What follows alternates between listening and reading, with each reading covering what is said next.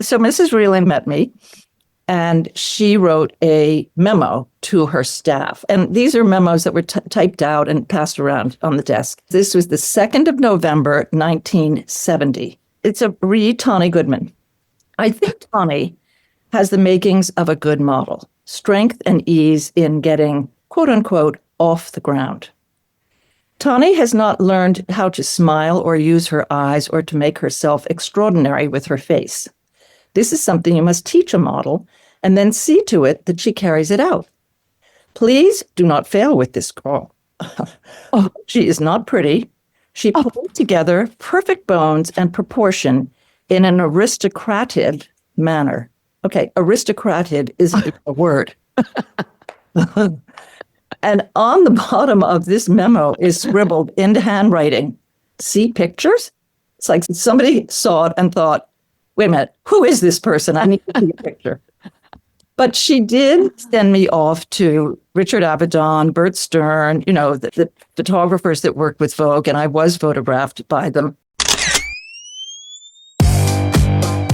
I'm Jill Demling, and this is Going Rogue.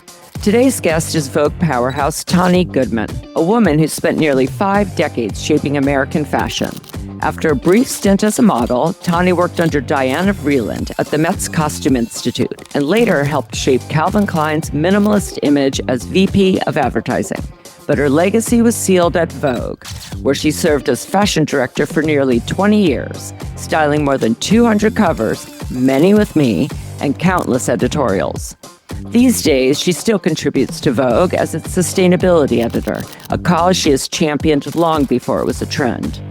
Much like her uniform, white jeans, loafers, and a silk scarf, her work is grounded, intentional, and timeless.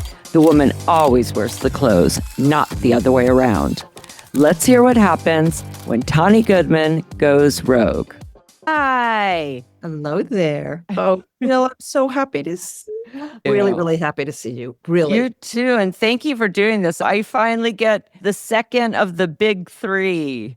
It's like my Celtics players. It's you, Grace, and Phyllis. I mean, yeah.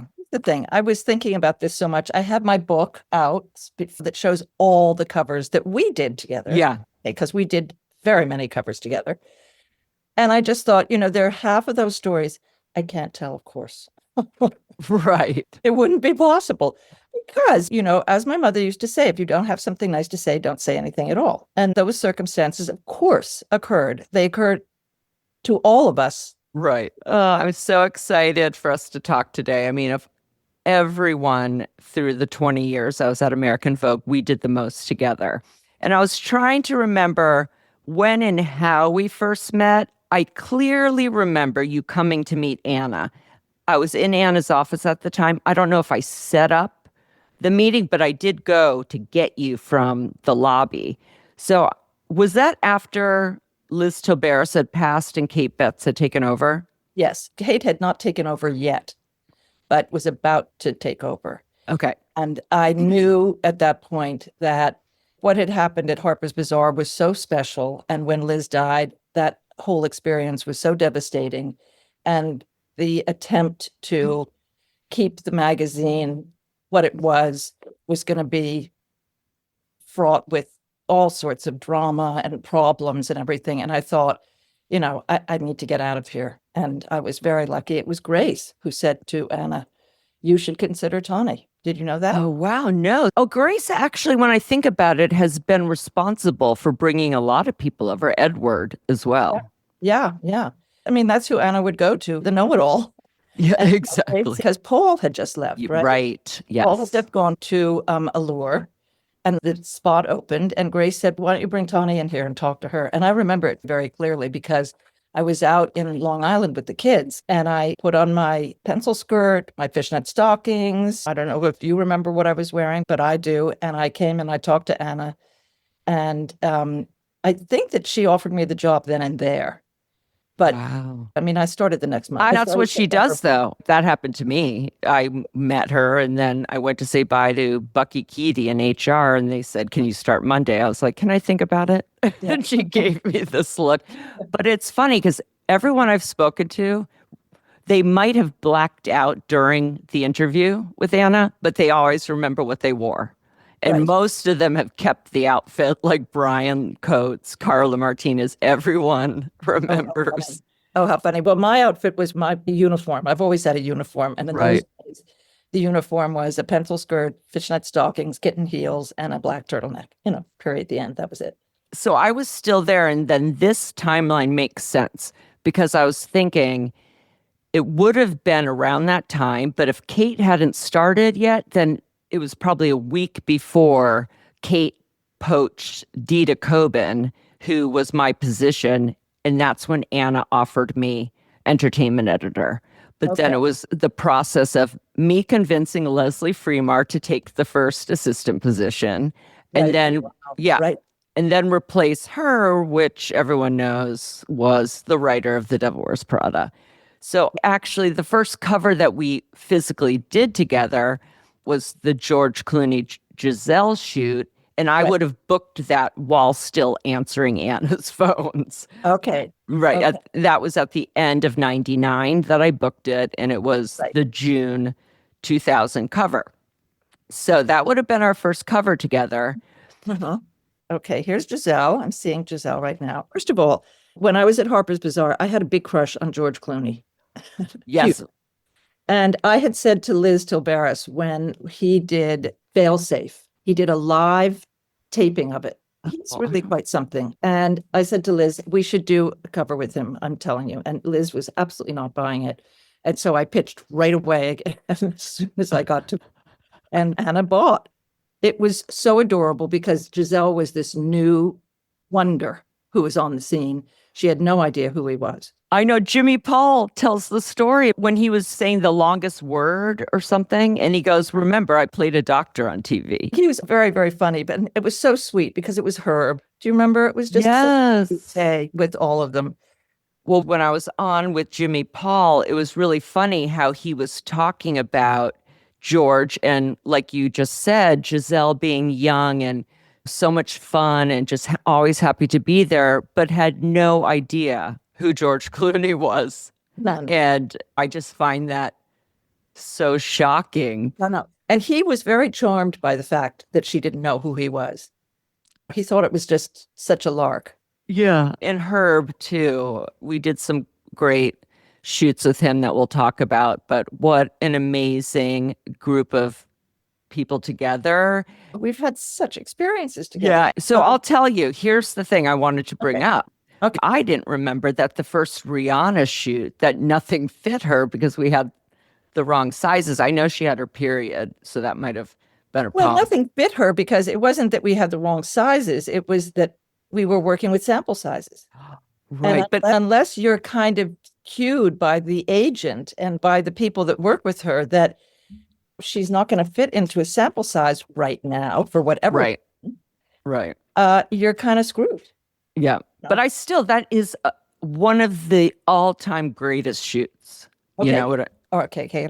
Now I can tell a story out of school. Okay. Because that dress, that Chanel dress was on my rail and it was the cover dress. Remember? Yeah. I'm looking at it right now. Yeah. All of a sudden it wasn't on my rail. I was like, where did it go? It was on somebody else's rail. So I had to get it back from that rail and pop it back onto my rail because I said, I'm sorry, but that dress actually is for the cover. So, as much as I'd like to be able to shift, I cannot. Oh my God. Carla and Brian Coates talk about that a lot. Like the diplomacy, as Carla said, what she learned the most working for Wendy with the three of you was diplomacy. Well, and that yes is the only answer. I go, but what if it's Grace wants something off Tawny's rack? She goes, yes is always the answer for everyone and everything. Right. Well, the thing is that you really learn how to advocate for your rack. Because those racks, if you remember, were in the hall. Yes. They were all lined up in the hall outside of our offices. So they were fair game, essentially. So you had to be like a hawk watching those racks of yours. Otherwise, it would be rifled through and you never know what could have I know. I always kind of remember seeing Grace like kind of walking by wall walking, just kind of, Yeah, pushing the dresses just to see what. absolutely. That was. I know. What I realized is we were right there when that transition happened from models to celebrities. In the year 2000, we did 4 celebrity covers and there's 8 models. In 2001, 5 celebrities. 2002, it jumped to 10 non-model covers. Right. 2003, I booked all 12 covers and you styled 11 of them. The only one you didn't style was the Nicole September. Every year after that, I had no less than 11 covers I was responsible for. And that was only because I couldn't find someone for the 12th. Ideally, in some years I had 12. It's wild. I know. You had your hands full. May I just say? It wasn't a progression. It was here. No, it was the Zoom. But do you remember the covers were graded, weren't they? Wasn't there a process where they were actually put in front of a... yes. Random people in trailer parks is what I thought. I'm like, who is deciding this cover? Yeah. And it was something like that. It was really interesting that they were paying such attention to it. No, it was. So let me start. Okay. Through all of these conversations I've been having, I've realized that many, if not all of my guests, knew at a very young age what they wanted to be. Jimmy Paul wanting to be a hairdresser at 6, and Phyllis the same, just knowing very young since she can remember what she wanted to be. And it's kind of 50-50 if they felt encouraged to follow this dream, which felt very much a dream in the different time periods and different households, or they were discouraged. And that's not to say their parents were doing it in a cruel way. It would be either to protect their children, like that's one job, and that's in New York City. We're here in, let's say, Tennessee, where Norman grew up. It didn't even seem like it was a job that was even possible. Right. And from hearing you speak about your parents and having met your equally chic sisters, I know your upbringing had a huge influence on you, your style and your love of the arts. I love how you describe what your parents would wear every night. Your mother's floor-length skirt and pearls, your father's velvet smoking jacket, even when it was just a family dinner. And from listening to you speak about your mother through all the years we worked together, I can imagine she had the beauty and sophistication of Grace Kelly and the strength and intelligence of Michelle Obama. Can you tell us a bit about your childhood and how you discovered fashion and eventually modeling?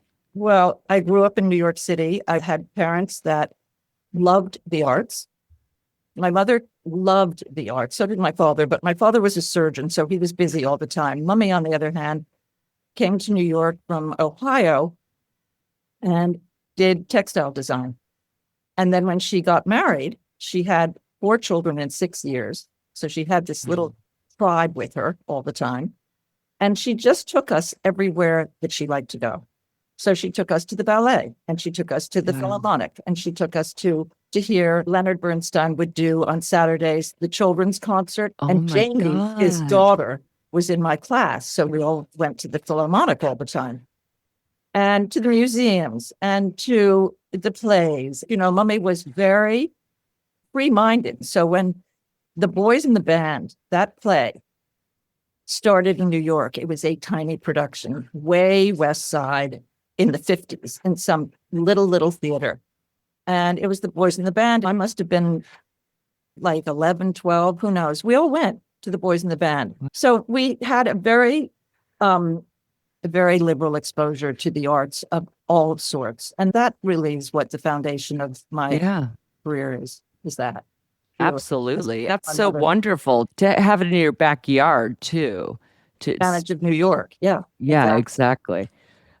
Did you have a uniform as a child? Oh, I always had a uniform, yes, because I went to the Brearley School, and the Brearley School had a uniform, and it was a very snappy little navy tunic and pleated skirt. I went to Brearley for 13 years, from kindergarten right through 12th grade.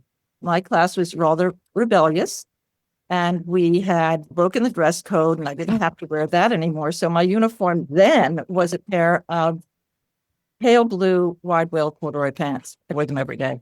That was that. So do you think that has something to do with your having a uniform?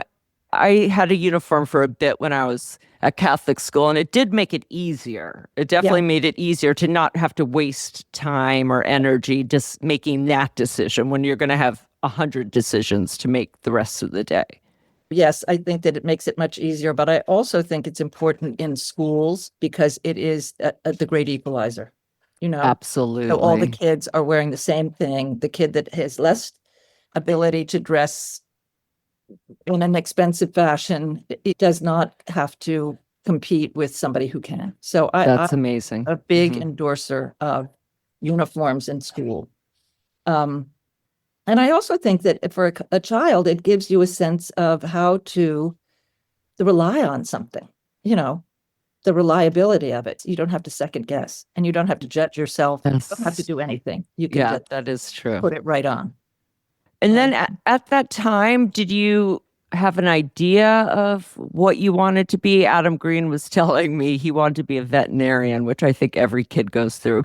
I wanted to actually be a doctor at one point. My father's a surgeon. Yeah. Or an artist, but I was very good at drafting. I had a very precise hand for drawing.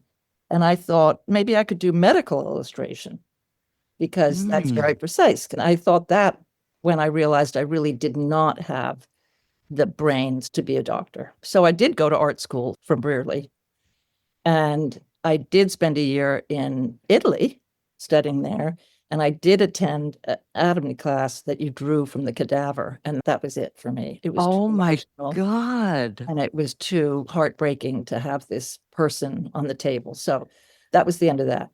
Oh, And that is so intense and so specific. You know what I mean? yeah, That's interesting. Just a side note, after speaking with Norman, one of the things that was so brilliant about him is he gives himself license to change his profession anytime he wants. And that's this freedom that a lot of people, they're on one track, and then to find out, wait, I can't even do this. It's like the greatest failure ever. I had a little help in one failure because when I went to art school, I went to the Philadelphia College of Art. And the first year I was there, I was taught by a guy called Harry Soviak, and he was a wonderful character. And at the end of the term, he said to me, you're never going to make it as an artist. You're never going to be an artist.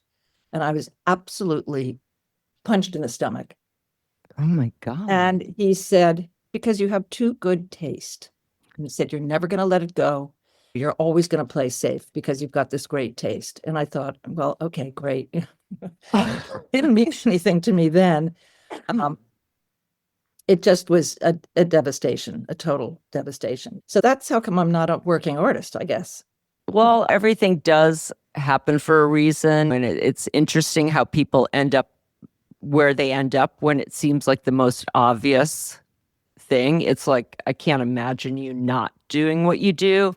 But where did the modeling come up? Because I read that you began modeling at a young age and that Vogue's Diana Vreeland spotted you in an elevator at Condé Nast on a go-see, and that meeting launched your modeling career, yet you describe yourself as a terrible model. And Mrs. Vreeland would not notice a terrible model. Oh, yes, she would. Okay. She would. Tell me. You have to back into this story. Okay. So the story is that I started modeling when I was 15 because my parents were friends with Leo Lerman, who was at that time the editor-in-chief of Mademoiselle magazine, which is a magazine that does not exist anymore, but it was like the baby Vogue. Yeah, I loved it. Cheap. It was great. Yeah. And I went up to see Leo in the summer to say, can I have a job? Could I be an intern? Could I be a something or other? And he said, well, there's nothing here. But he said, you're tall and you're skinny. Why don't you try modeling? So he sent me around to do test pictures. And I did model. I did. Yeah. I got with big photographers. well, not then. At that point, it was my first shoot was for Mademoiselle magazine. It was with Gus Peterson, and I did it for the summer, and then went back to school. And I had met a wonderful photographer who I did a lot of pictures with, David McCabe. And so it was a lovely experience because I worked a lot with him. But then I decided to take a year off between high school and art school. So I modeled for a year then. And that's when Keisha Keeble, who was an editor at Vogue and who was Paul Kabaka's wife. Oh my God. Yeah. Paul is my best friend. So Keisha saw me in front of my building when she was shooting, and she said, "Come up to Vogue. I think you should meet." So that's how I got into that elevator. Wow. Through Keisha. And I remember what I was wearing that day too, because I had a blue sort of jersey dress, long sleeved. It had a V-neck with a collar, spread collar, and it literally came to just below the crotch. I mean, I wore the shortest skirts because it was, the 60s. I know. I just can't picture it because you're so... I mean, and But of course, you have the body. Why not? and I had platform shoes on because, it was the 60s. Yeah. So, And you're going to a fashion mag. I mean, you're in the building. And If I there's had- anywhere to wear it, right. wear it there. Yeah. Well, I wore that all the time. Oh. I was always in an outfit. And I had very, very long hair. And so I went up there. But the sort of caveat to all of this is that Diana Vreeland's grandson, Nicky Vreeland, I was seeing. Oh. He was the brother of Alexander Vreeland. Alexander Vreeland went to school with my brother at St. Bernard's. So we all met. We all knew one another. Right.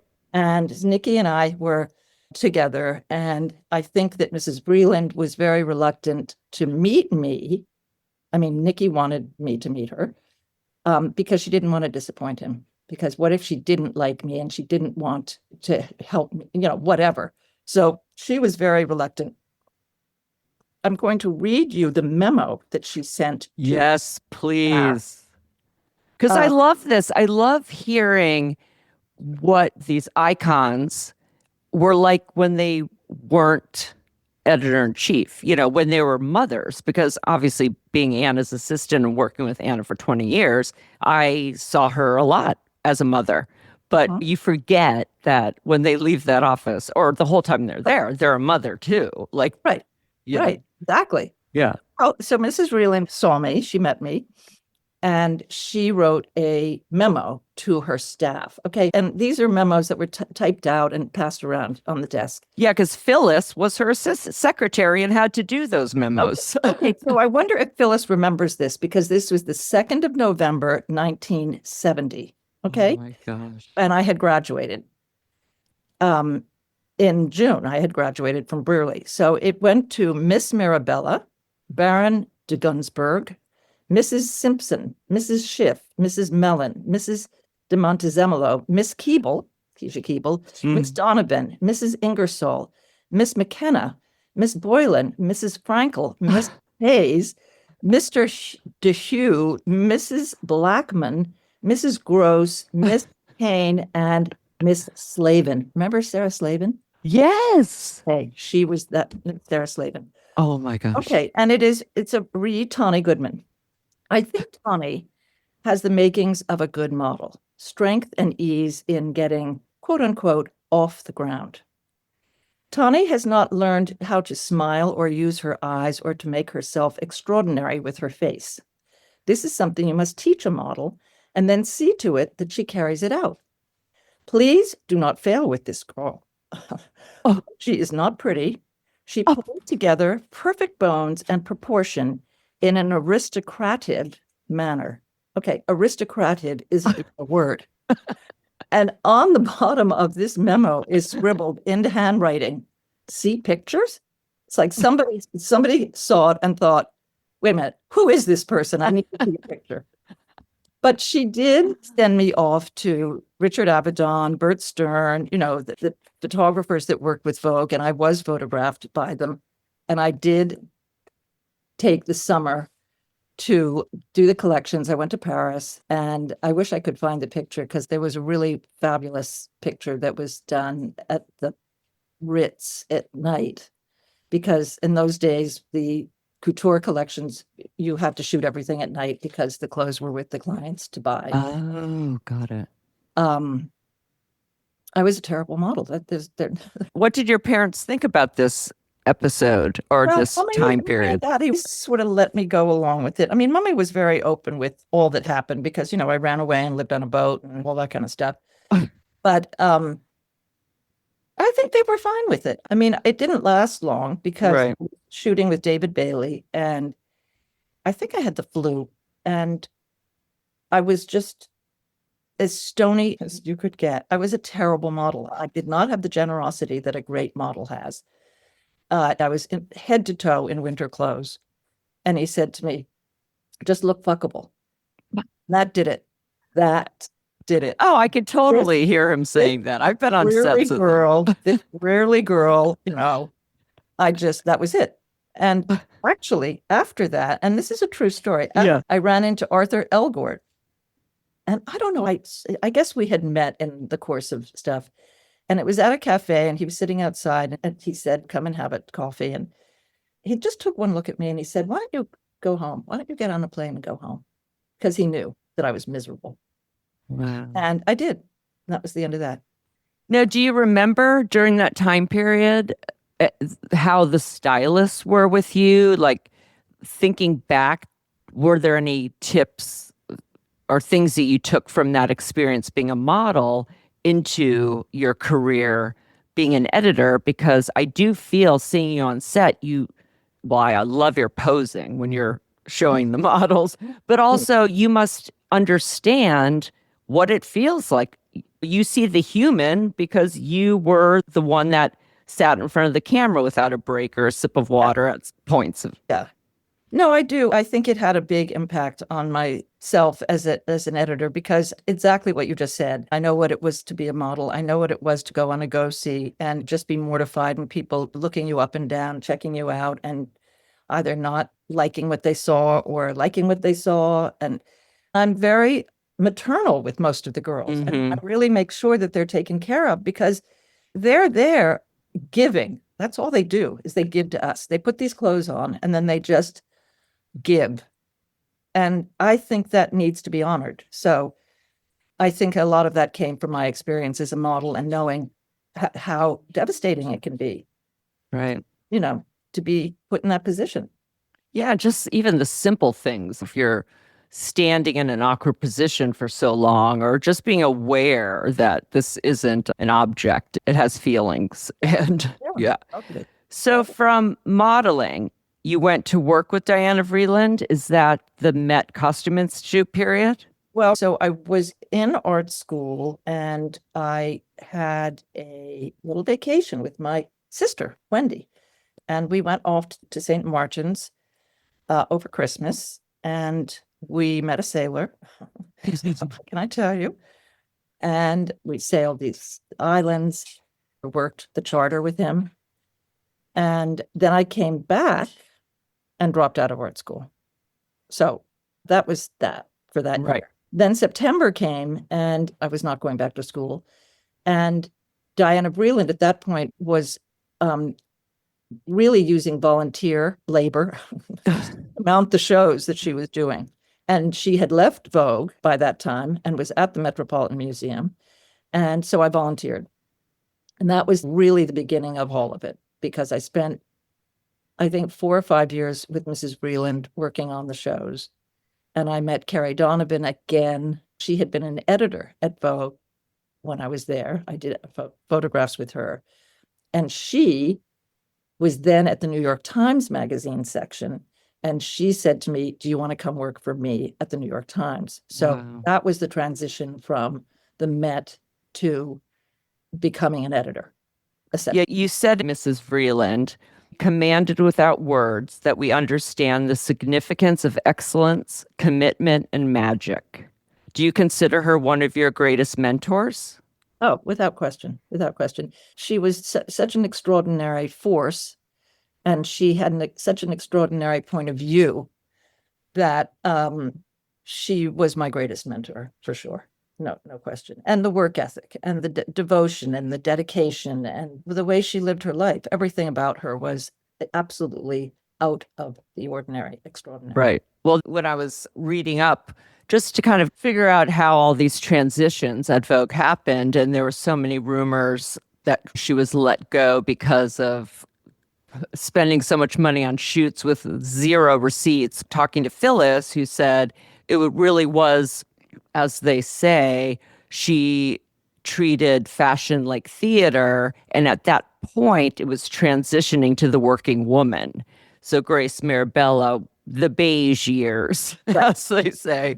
And then Anna comes and she's the middle ground, appreciation of fashion as art. But we don't need a uniform to be working women. So assuming women work, you don't need a guide to dress for the workforce. So, exactly. So from New York Times, did you move to Calvin Klein? No, what happened was I was at the New York Times for a while. And that's where you met Meisel, correct? Yeah, that's the first time I worked with Stephen. Stephen was just transitioning from being an illustrator for Women's Wear Daily. Wow. I know. And he had just started taking pictures, and I love Stephen so much. Right then and there, I knew who he was, what he was going to become, everything about him. And I really enjoyed working with him. So, yeah, I mean, the first shoot I did for the New York Times was Helmut Newton. Oh, my God. Talk about it, hit the ground running. The thing about working at the New York Times was that it was the magazine section that came out every single week. And I had a title, which was fashion reporter, which could not have been more erroneous. I don't know how to put it, but I certainly was not a reporter. But I did learn fast because I had to come up with a story idea. I had to market it. I had to cast it. I had to take it out and shoot it. Then I had to bring it back, help lay it out, and write the captions and the copy for it. And those days, you were literally counting characters. Oh my gosh. It was different. Yeah. And this was on a weekly basis. Oh my gosh. Every single week. And so it was a crash course that was really fantastic. I was always having a breakdown. I was always questioning myself. But that's the only way you learn. Yeah, that's sometimes the best way. Me working for Anna, I didn't even know who she was when I was interviewed by HR. So it was like, drop you in the deep end. And you gotta swim. Carrie used to pass my desk and she would watch me try to write a blurb. And a blurb is just the headline, which is a couple of sentences. She said at one point, she said, Tonne, let's not make War and Peace out of this, which is heaven. That was Carrie. It was wonderful working with Carrie. I've had enormous fortune with every job I've ever had. And then how did you end up at Calvin Klein? Then we get to Harper's and Vogue. From the Times, realizing once again, I'm an art school dropout, not even a college dropout. Yeah. I'm not going to have a career here. So I went and became independent. I became a stylist. And I set up a little office and I got an assistant and I did commercial work and I did work for Self magazine that was around then, and Life magazine. I did quite a few covers for Life magazine. Wow. They saw the success of Sports Illustrated with a bathing suit issue, so they decided to put a bathing suit on the cover, and it was Christy Brinkley, and that was with Patrick de Marchelier. I mean, all of these threads, they all knot together and tie into a beautiful bow by the end of the story. Right. And so I worked with Life magazine quite a lot. I did Madonna's first cover for Life magazine, and that was with Bruce. Oh my gosh. And that was amazing. So I had these remarkable experiences. Paul Cavacco was doing the styling for Calvin Klein, and Paul transitioned out of that and I transitioned into it. So I started to work for Calvin when I was freelance. And eventually Calvin said, you just come aboard, like just join us. And I didn't, because I was having a long distance relationship.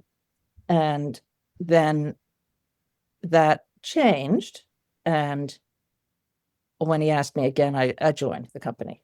So I came aboard and worked for Calvin. And that was really wonderful because totally my sensibility. Yeah. And what was he like to work with? Obviously, I was watching the Vogue 90s, and it was him and Donna and Ralph. And it was just amazing to hear their stories and just what New York was like then, and them being the big three of New York fashion. Yeah. And so different. It was amazing. There are no words from me about Calvin because I just think that he is brilliant. He's an incredible designer, but he also has a finger on the pulse like no one else. And everything that he did and every design that came out of the design room to every piece of advertising that was published and printed, Calvin's kind of wraparound sensibility applied to all of it. And when you think about, let's say, Calvin, Diana Vreeland, Liz Tilberis, and Anna, do you see similarities between any of them, or are there very... No, I think they're very similar because they all have a discipline. They all have a point of view, all have a sensibility. They are all true to themselves. They really are remarkable examples of kind of talent and humanity kind of wrapped into one kind of amazing thing. From Calvin, can you think of any specific, I don't know, I wouldn't say lessons, but something you carried with you from that period or from him that we can see maybe in your work sometimes that is a nod to him? I think all of it, the discipline that applies to making a decision through a circumstance with Calvin is very exacting. Very. There's no questioning. Well, actually, that's not true. I mean, Calvin very recently told me a story when I saw him at the new Calvin Klein when it showed. And he said, "Do you remember when we were looking at that dress and you said at one point, why don't we try it with flats?" And we did. And he said, "Do you remember Anna hated it?"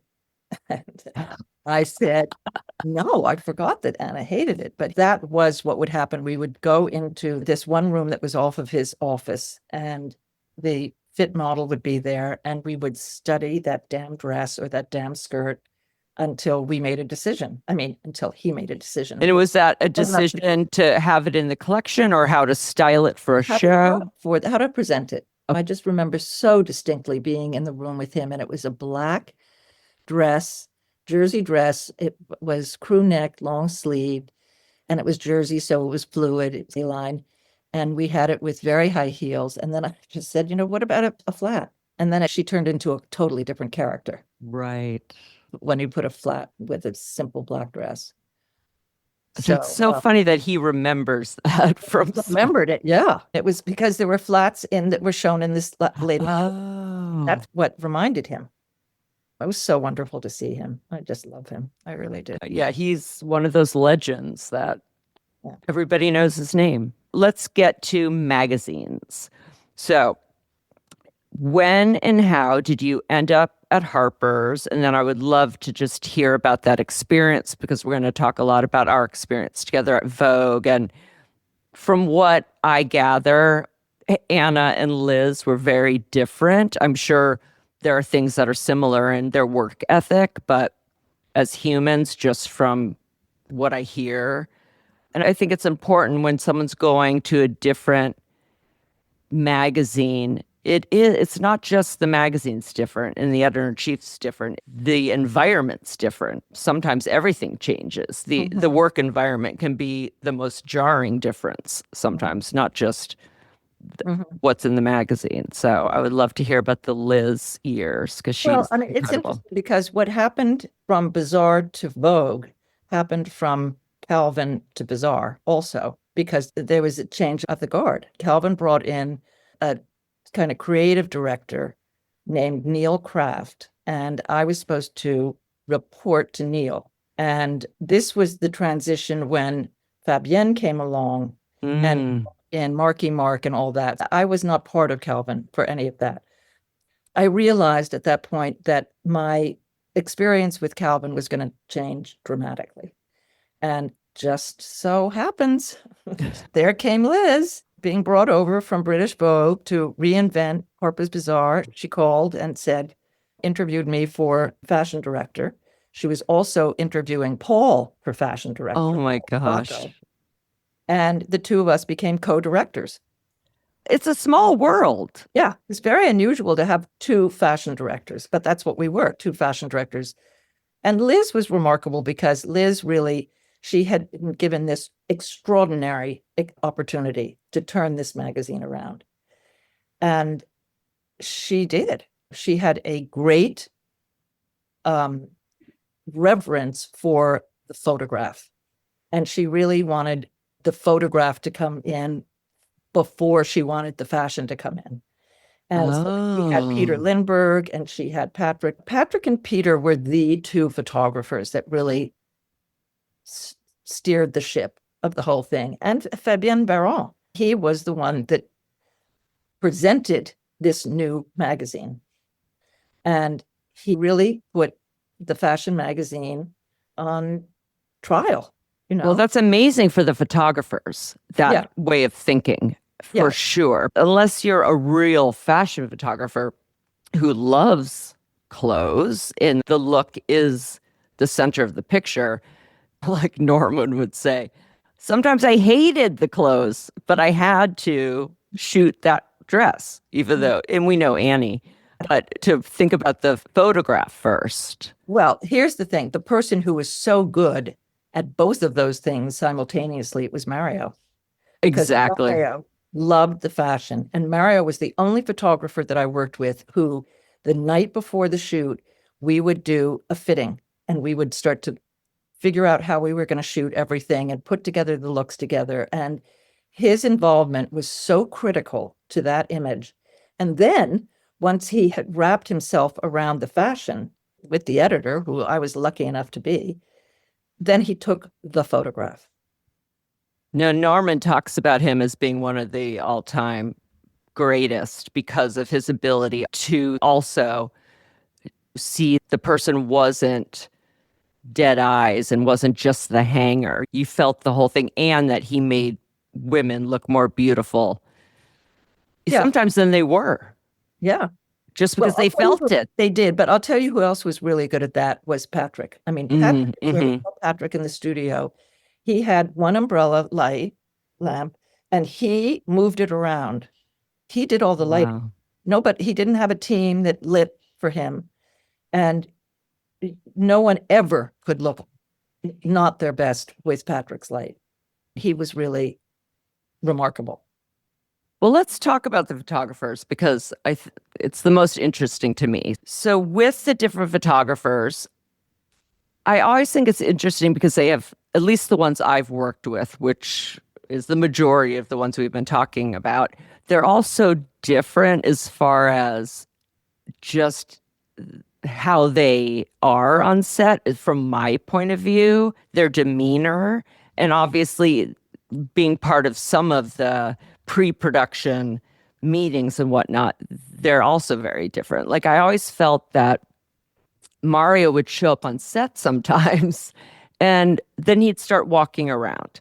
It's almost like he had to be there to start seeing the images. Nothing was so planned before. Or even if we did plan, we might not even shoot there. Like my favorite picture is Kirsten Dunst with the dog pulling her sweater. And that wasn't planned, but it felt alive. Yeah. It was spontaneous. If he saw something, if the sun was a certain way, let's move over there, you know?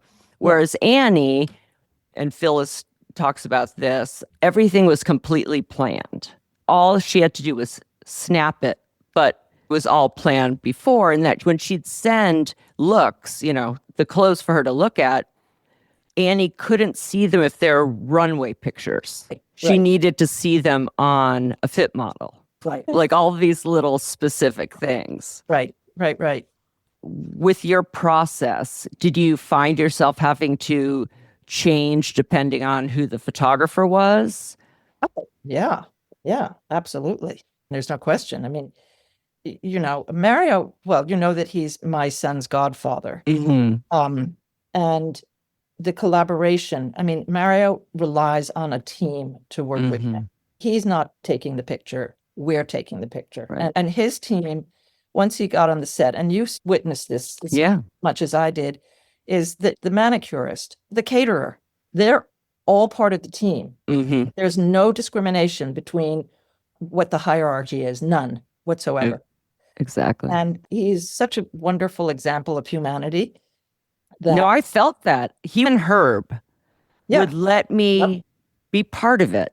Like I would sit with you guys when he'd be doing his selections in that little book. And I still DM with him all the time because I've been posting so much of this stuff. And after coming from shoots where I couldn't look at Stephen Meisel in the eye, and I avoided ever bumping into him around a corner, with Herb and Mario, it was like, Jill, what do you think? You were part of the group and everyone and the talent. What do you think? It was an enjoyable experience. It did not feel like work. Yeah.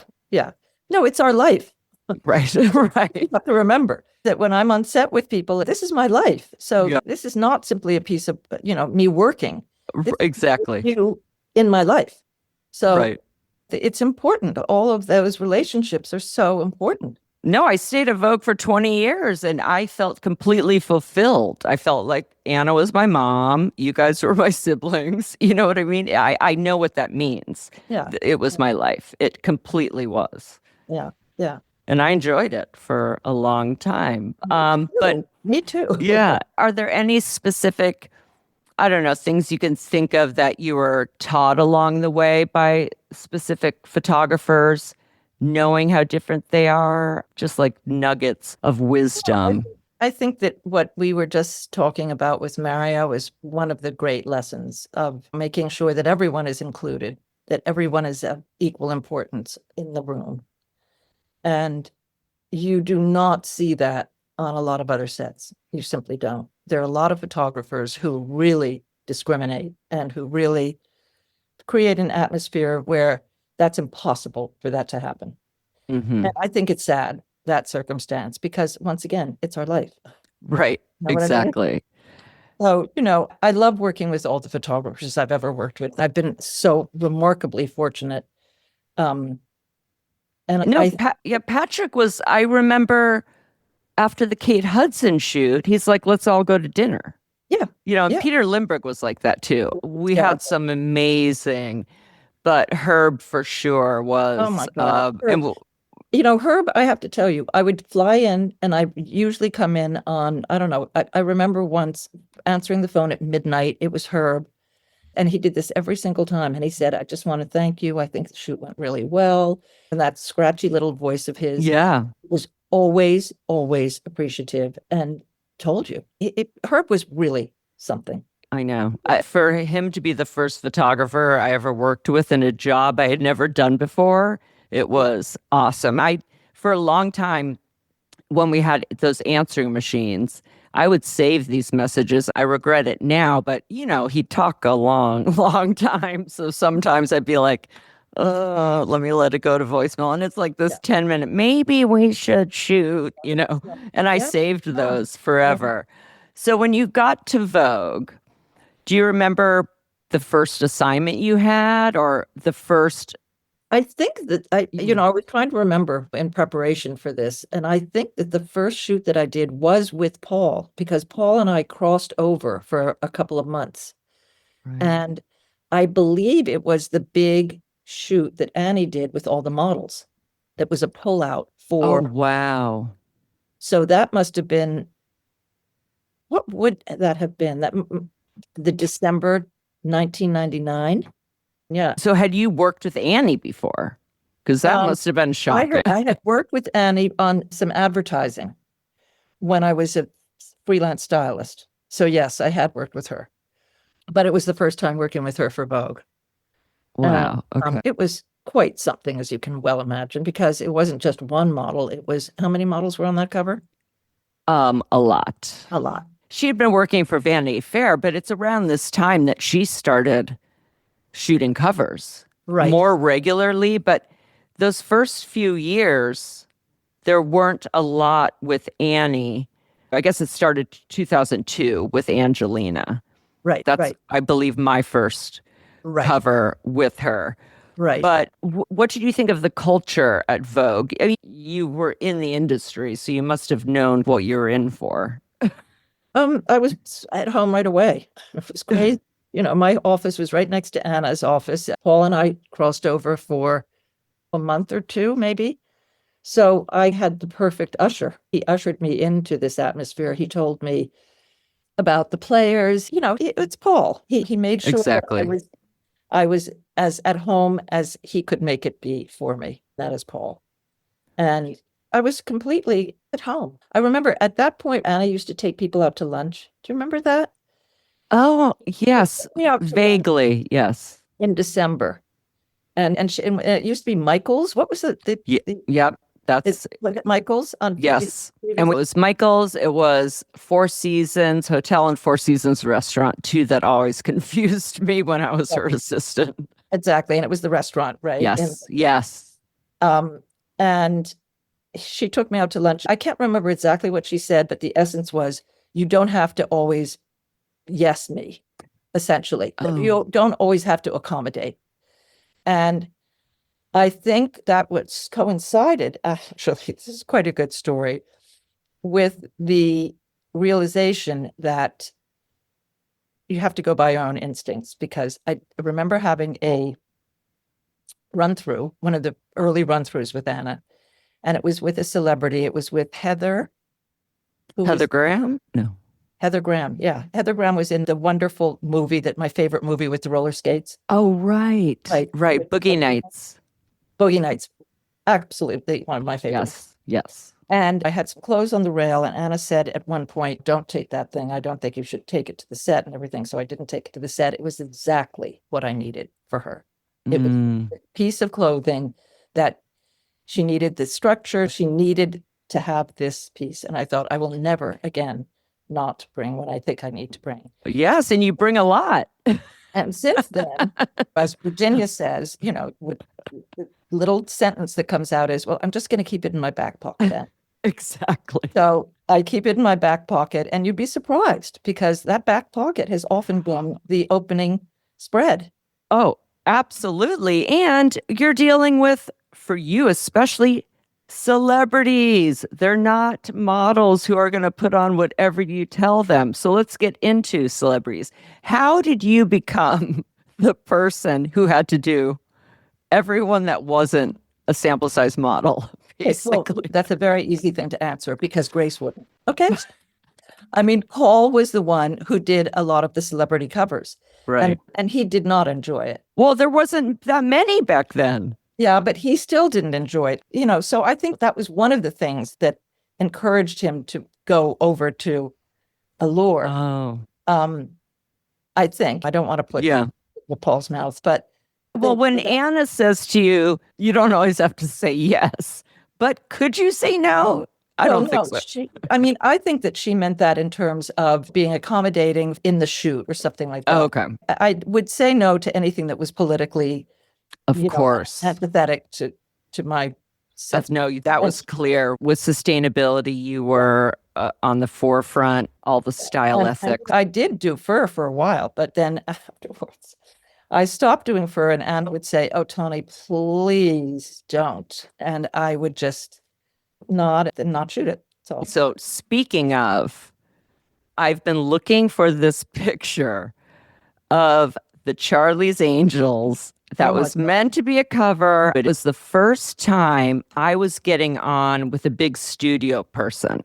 Okay. And Anna only wanted Cameron Diaz. Everyone wanted Cameron Diaz, but they decided as the three actresses to only shoot together for this, for the movie. It was Drew Barrymore, right? Right. Lucy Liu. Mm-hmm. And we had Herb Ritts shooting it. Yep. Andre Caraco, still remember the studio guy and it was a huge get for me because everyone wanted it. Yep. So we're shooting, and there's so many things that we should have known that this was not, it just felt like everything that was happening. I remember Cameron falling into the bushes and someone having to keep rolling the leaves off. I think she was with Jared Leto at the time because I remember him dropping her off at set. Oh. They wanted to use the twins, those celebrity stylists, in conjunction with you. It just was almost the impossible mission. Right. And then we get it, though. We get it. Somewhere, and I just saw it recently, but I have no idea where it is now.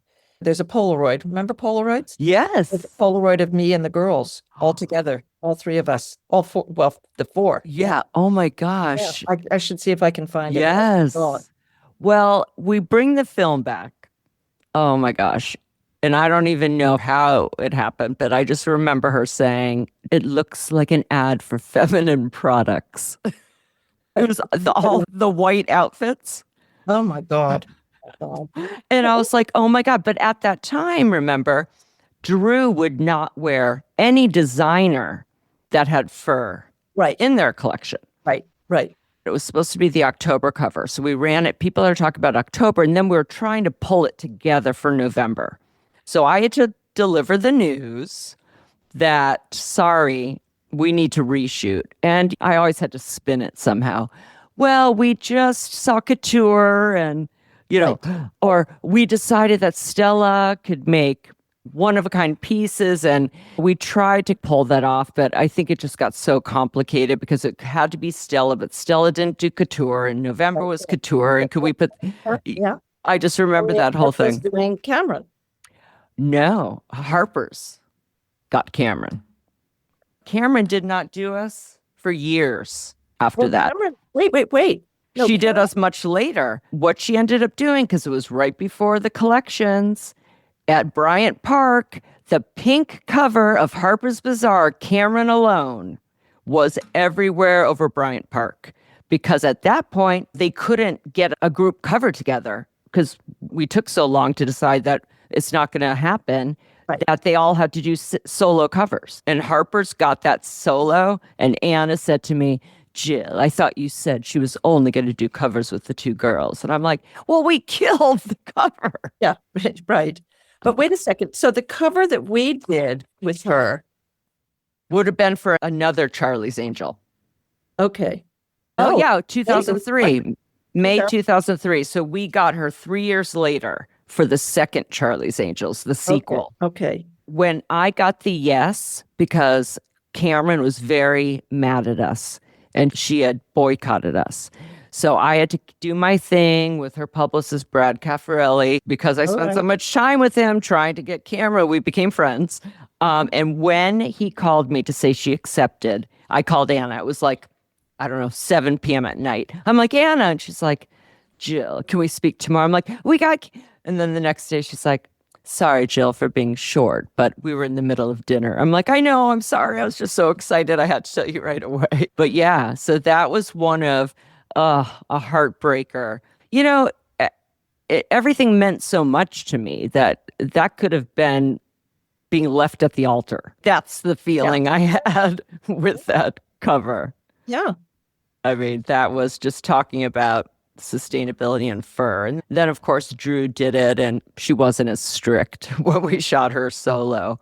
Right. But let's talk about Charlize, because I talked to Jimmy Paul about Charlize, and he was telling me that he was nervous for that reshoot because he had heard about the first shoot with Charlize. So you were on the first shoot, I assume, because I didn't go to the first shoot.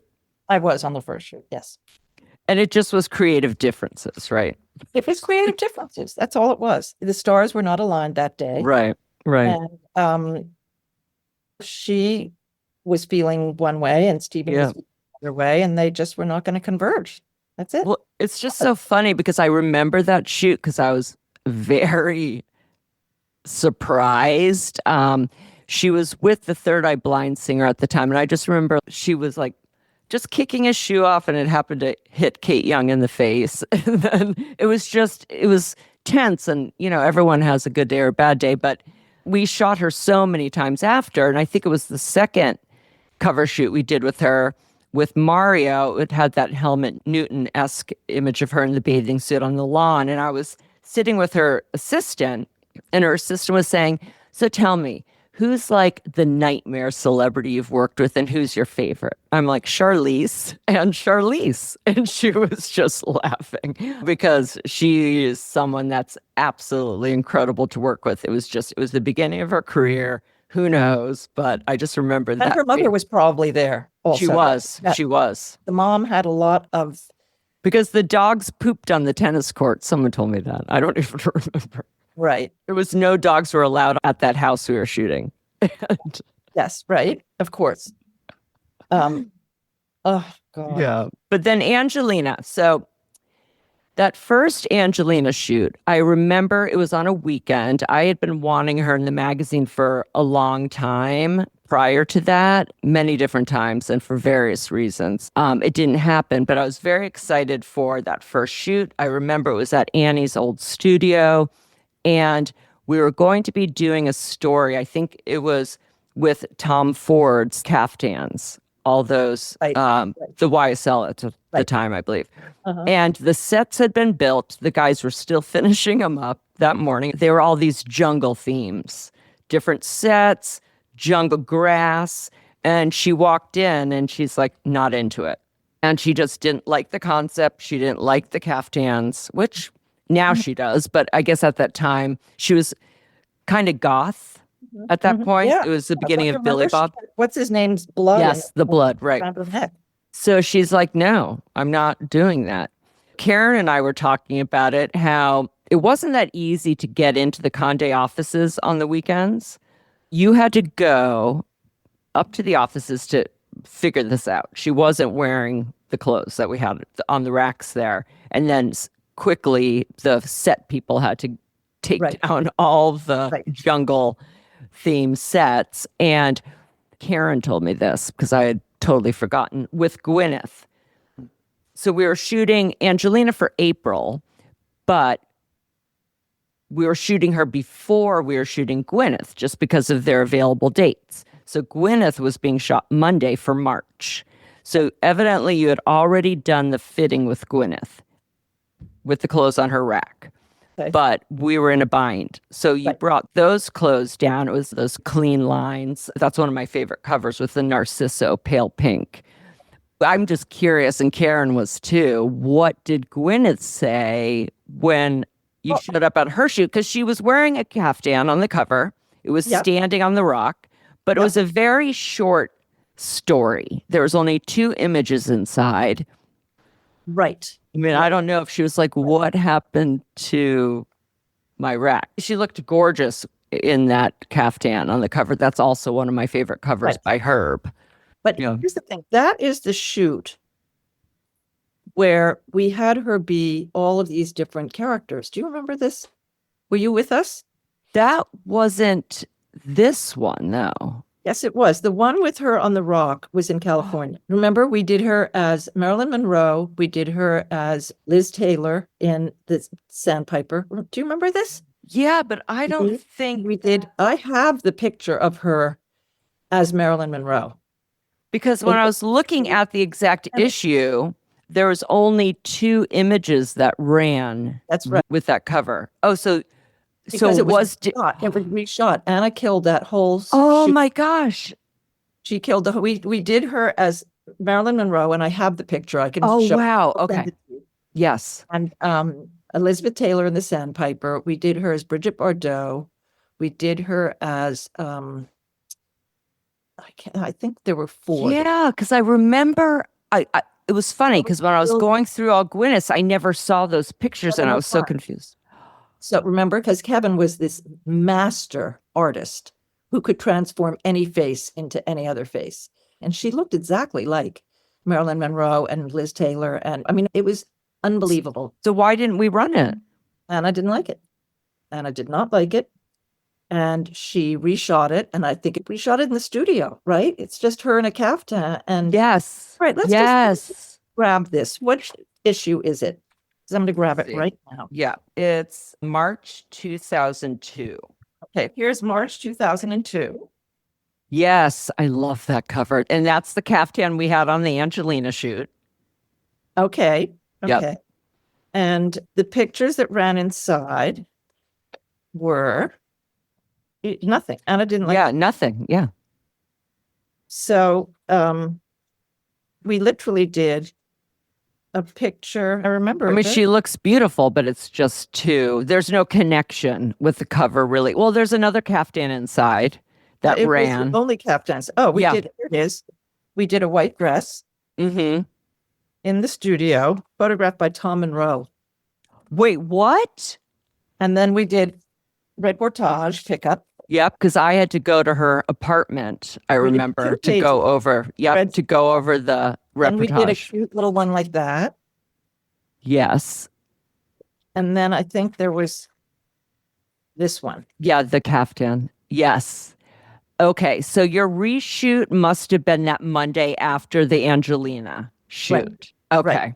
Right. Because Herb shot that cover and the other story together, and they just ran the cover from the first one. Right. Exactly. Oh my gosh. Exactly. And that caftan, I guess, was for Angelina. Yes. That went with the jungle sets. Mhm. It was a switch. Yes. You had to switch it that Right. weekend. Right. Wow. I mean, We did pull rabbits out of hats. I know.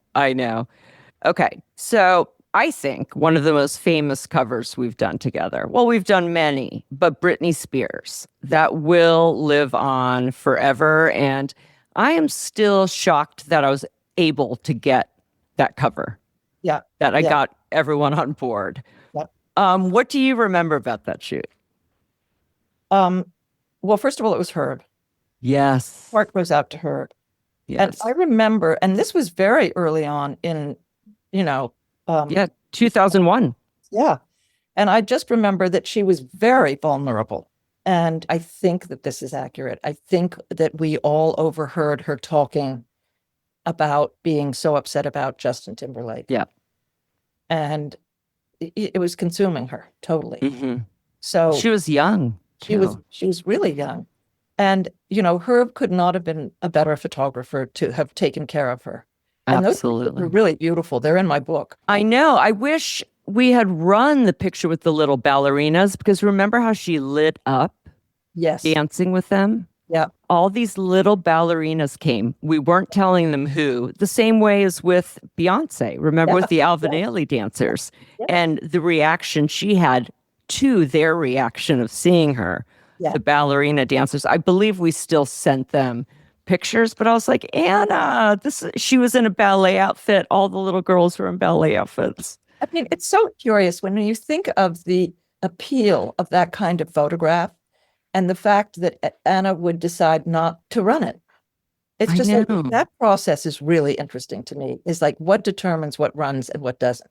I mean, we know sometimes it's the credit or lack of one, but how amazing was the Gwen Stefani cover with Meisel that we got that cover pushed through in the black and white striped lingerie look? Right.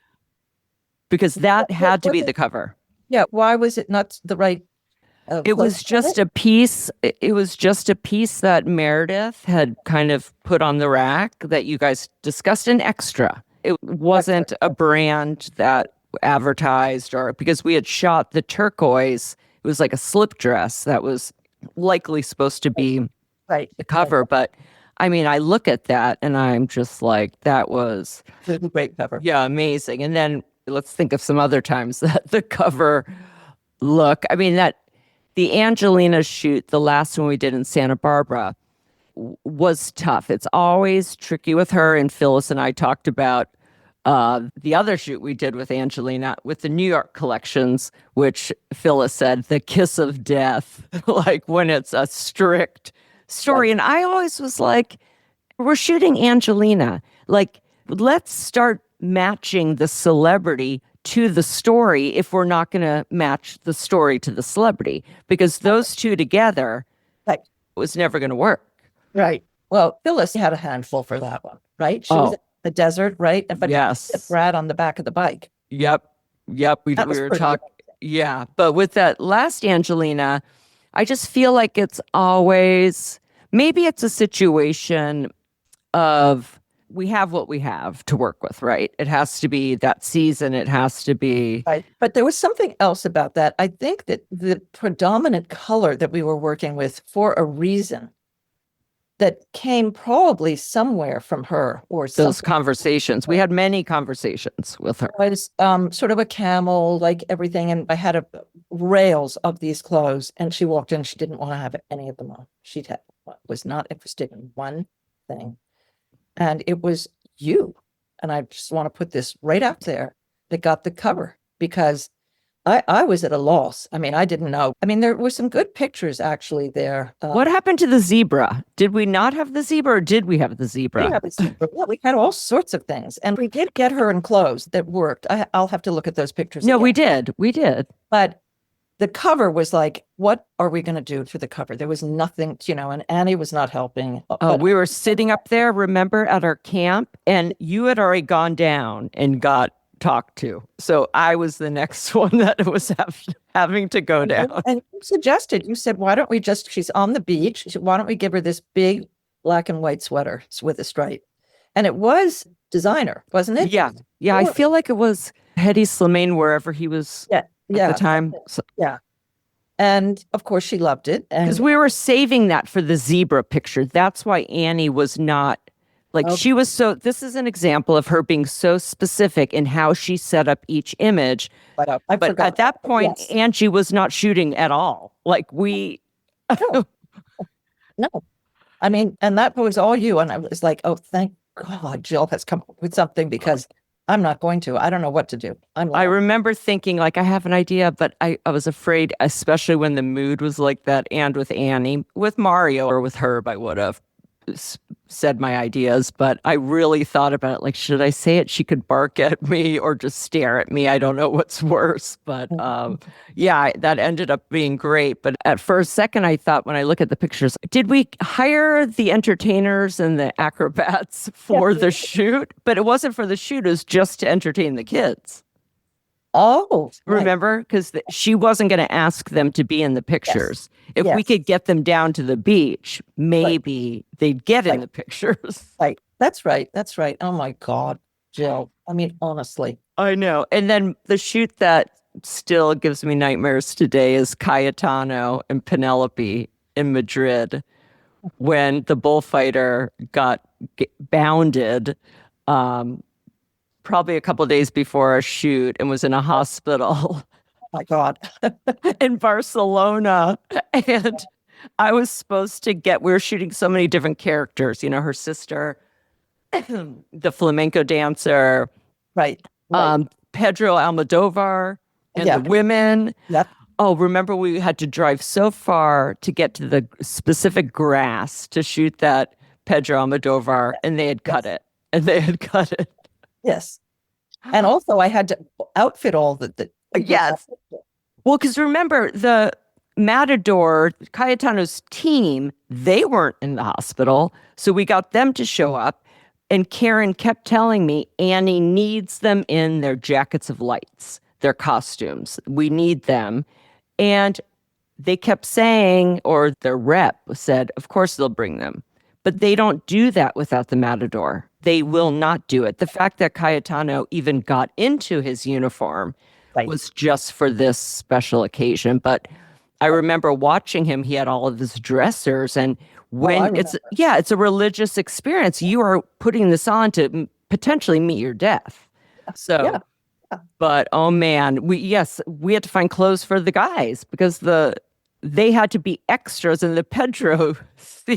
But they were in Matador costumes. Yes, on the cover. Yeah, but not in the scene where they're sitting around while Penelope's dancing with Pedro, where they were extras. Right, exactly. I just started crying that last day, even though it was over. I think it was just the pent up craziness. Okay, so there were also some shoots that were super complicated, either because of weather or natural elements or groups. I loved the Presley women. That was an example of worked perfectly, right? One designer made the looks for 3 different women of 3 different ages, and it was perfect. Chicago, you know, I think there was some changes there. And Karen told me a story about the wigs that had to fly first class from Toronto that blew away. Oh, really? Yeah, they ended up getting them, but Wow. they flew out of the hat boxes outside of the studio. It's just like all of these things. I mean, Karen has got the stories, that's for sure. I know. And then the 9 shoot, which was a huge endeavor for us to get these 4 major actresses together. One day that all worked. It was right around, I believe, the Oscars. And Anna wanted them shot outside. So we brought them to that beach, and there was just a little piece of sand. It was like the smallest beach ever. And we finally have them all dressed. And then the waves are coming up. I think at that point, we're just like, let's not even worry about the dresses. Let's worry about getting a cover. What do you do to even... Don't you remember the drama of that whole thing? Yes. First of all, the location. How many beaches are there on the coast of California? You have to pick Matador, which is one of the most treacherous descents to get into it. And carrying all the equipment, the photo. And we couldn't go back up and down, so we had a little pop-up tent, a tiny. Yeah, tiny. I mean, and it was one of those circumstances where, I think that was probably one of my most difficult shoots because I did do a fitting. With everyone but Nicole. We did everyone but Nicole. But, and then I reviewed as I always do, reviewed all of the fit pictures with Anna and then with Annie. And Annie, of course, wanted one outfit for Penelope that was inappropriate. Right. And it didn't fit. It didn't fit. I mean, and it's black, which we know Anna wasn't going to run from our previous experience. It was perfect for a Vanity Fair cover. It was not perfect for a Vogue cover, but Annie was very set on shooting it.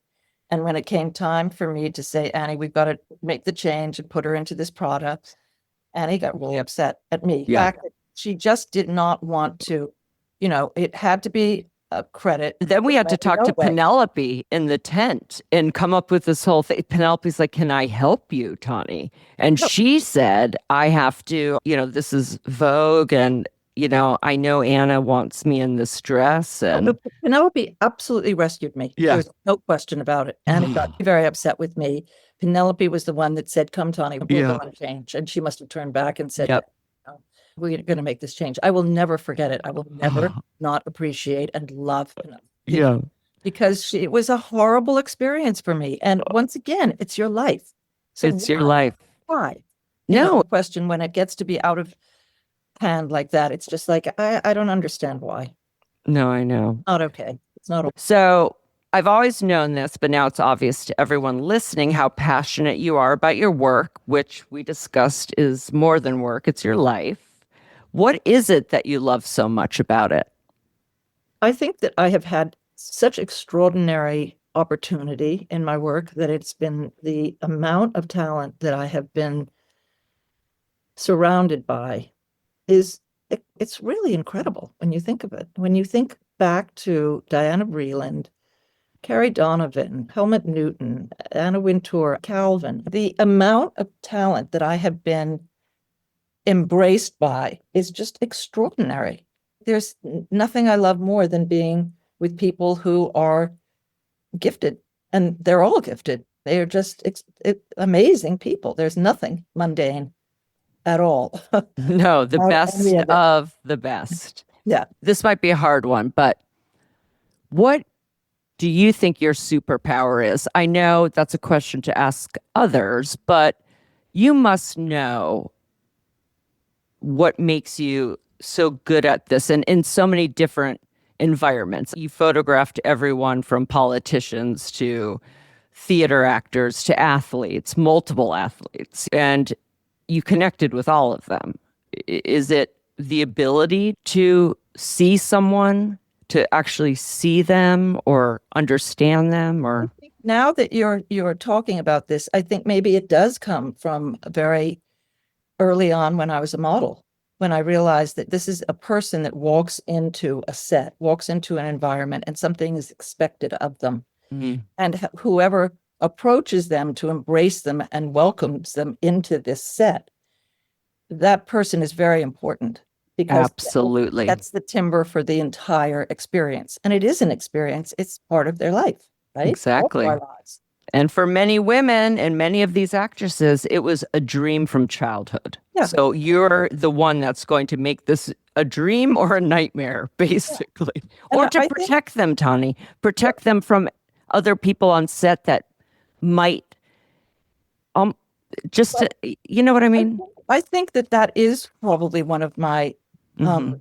qualities, is that I am very protective. You know, Yes. I'm a mother, and I do feel that it's important to protect the people that you are with.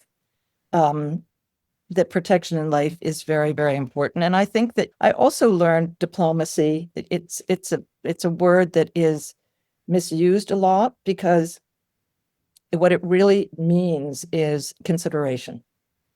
It really means that you're considering a situation and you're going to figure out how best to deal with it. That is kind of diplomacy. But what you're really doing is thinking of the other person.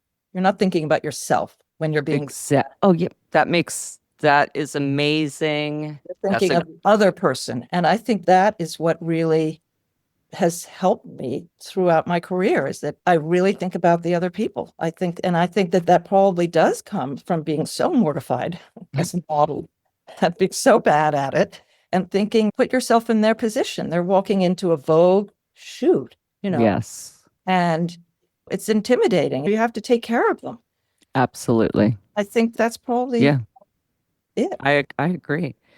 I've had you on the phone for a while now, and we're just going to have to do a part 2 someday. Okay. So at the end of each episode, I ask my guests the same questions, and it's just this or that. That's it. Super easy. Okay. So I get Yeah. a choice. Yes. That. AM or PM? PM. Uber or Subway? Subway. Book or film? Film. Sweet or spicy? Sweet. Spots or stripes? Stripes. Top or bottom? Top. Yay. I've loved kind of reminiscing. It's half of my life, you know, and it's fun to relive it in memory. So, Well, listen, I thank you for including me. It's so great to see you. That's all I can tell you. Thank you. Memories are wonderful and all that stuff, but it's just, we worked together for a long time. I know. I'm here. So let's see each Yeah, other me in too. real life.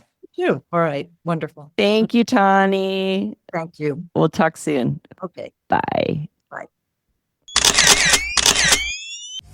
Okay, that's our show. Thanks for listening to Going Rogue. And be sure to like and subscribe. Today's show is produced by me and Maddie Rosenberg at Radio Free Rhinecliff, with assistance from Maddie Kelly.